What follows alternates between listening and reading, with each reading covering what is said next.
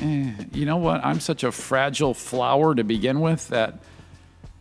You're fragile? You think you're Yeah. fragile? Oh, yeah. I think I'm really a big baby. I really do. I think Because that's I think that contrasts, I think, a bit with your radio personality, and you seem to have a thick skin in terms of that. You're not afraid on to certain say things. On certain, I'll be bold in what I say, but if it gets down, it just happened the other day. Somebody sent me almost like a Dear John letter about like, hey, I don't like the direction of what you're doing now. It was like a breakup letter. Yeah, it was. I had this happens Is this from time to somebody you time. Listener, person Right. who listens and has always supported me, and this has happened more than once where they will give me. I've followed you from this place to this place to this place. I've supported you, but I think you're making a mistake in your show going down this road, and you talking about these things, and I don't like it. And then like the laundry list happens, and then I'm like, this one person has sent me an email, so it must mean everyone feels that way. Sure, yeah. And then my own brain tries to trick me, and then I take it very poorly.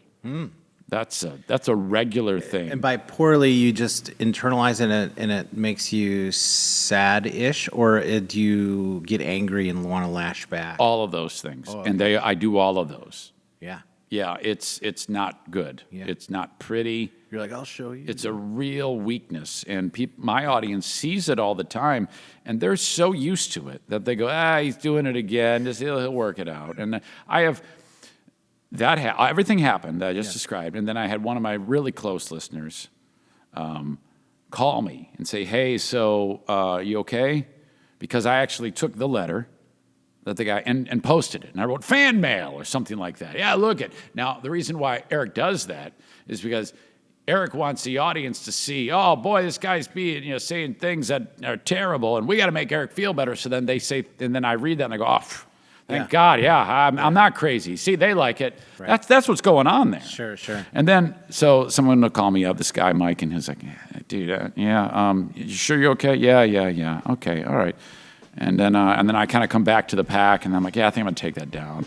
And maybe he wanted me to do that anyway. And he didn't ask me, but like, maybe I should take that down. Yeah, take it. I look like a baby.